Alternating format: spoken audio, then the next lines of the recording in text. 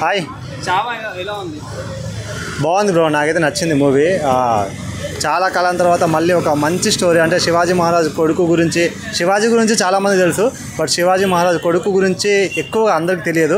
So ఆయన చేసిన పోరాటాలు, ఆయన తెచ్చిన గురిల్లా వార్ఫేర్ కానీ వీటి గురించి ఎక్కువ బయటికి రాలేదు. బట్ నాకు ఈ మూవీలో బాగా నచ్చిందంటే ఇవన్నీ కూడా చాలా బాగా ఫోకస్ చేసి బాగా చూపించారు.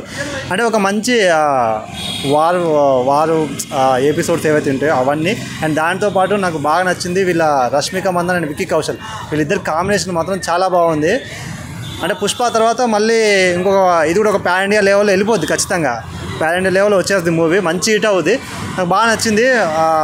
అంటే శివాజీ మహారాజ్ నెక్స్ట్ లెవెల్ అనుకోవచ్చు. యాక్టింగ్లో పుష్పల మనం ఒక స్మగ్లింగ్ వాళ్ళ వైఫ్ లాగా చేస్తుంది. దీంట్లో ఏంటంటే ఒక మహారాజు వాళ్ళ వైఫ్ ఎలా ఉంటుంది, అతను ఎలా ఏమంటారు మంచి దారిలో నడిపిస్తుంది, ఎలా అతని స్ట్రగుల్స్లో కూడా సపోర్ట్ చేస్తుంది అనేది దాని కాన్సెప్ట్ మంచిగా యాక్టింగ్ చేసి రష్మిక సపరేట్గా మనం చెప్పాల్సిన అవసరం లేదు. పుష్ప తర్వాత మళ్ళీ ఒక హిట్ అన్న, నిజంగా చెప్తున్నా కదా, చాలా మంచిగా యాక్టింగ్ చేసింది.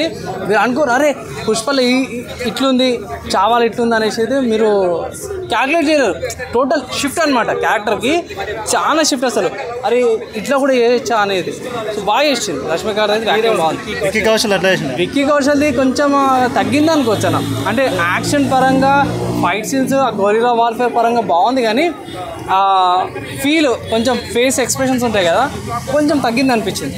రీసెంట్ మూవీ కూడా ఫ్లాప్ అయింది కదా ఆయనది. కంబ్యాక్ అన్న, నిజంగా చెప్తున్నా కదా, మంచి కంబ్యాక్ వస్తుంది. విక్కీ కౌశల్ గారు రీసెంట్గా డ్యాన్స్ స్టెప్ ఇట్లా అన్నారు కదా, సో అదొక్కటి. ఇంకా కొన్ని సీన్స్, కొన్ని డైలాగ్స్, కొన్ని సీన్స్ అవి చాలామందికి లైక్ విజయ్ వాళ్ళ కొంచెం అవి వాళ్ళకి నచ్చకపోవచ్చు, కానీ ఓవరాల్గా చాలా రోజుల తర్వాత అసలు శివాజీ వాళ్ళ కొడుకు గురించి అసలు మూవీసే లేవు మంచివి. అంటే వేరే ఉన్నాయి, లైక్ వేరే మరాఠా ఇండస్ట్రీ నుంచి కూడా మనకు మూవీస్ ఉన్నాయి, కానీ బాలీవుడ్ నుంచి మాత్రం ఇది ఒక మంచి మూవీ అనుకోవచ్చు.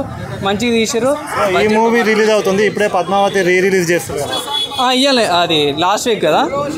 సో లాస్ట్ వీక్ చేసారు కదా బ్రో, సో లాస్ట్ వీక్ చేసారు కదా, సో అది మాత్రం ఎక్సలెంట్ ఉంటుంది. అంటే భయ్ మన తెలుగు వాళ్ళు కూడా అదే స్ట్రాటజీ యూజ్ చేస్తారు కదా. ఒక మూవీ ఇవాళ రిలీజ్ అవుతుందంటే మన వాళ్ళు దానికి రిలేటెడ్ మూవీ అవుతుందో రిలీజ్ చేస్తారు. ఈవెన్ మన పవన్ కళ్యాణ్ కానీ, ప్రభాస్ కానీ, వేరే వేరే యాక్టర్స్కి బర్త్డే సందర్భంగా స్పెషల్ డేస్ అనేసి రిలీజ్ చేస్తారు కదా. స్టోరీలోనా మన హిస్టరీ అన్న, మన హిస్టరీ క్రియేటివ్ ఫ్రీడమ్ అని చెప్పేసి కొన్ని చేంజెస్ చేశారు, మెయిన్ పాయింట్. సెకండ్ పాయింట్ వచ్చేసరికి గొరిల్లా వార్ఫేర్ అప్పట్లో ఎలా స్టార్ట్ చేసింది అనే దాని మీద కాన్సెప్ట్ మన ఇండియాకి పరిచయం చేసింది అతనే.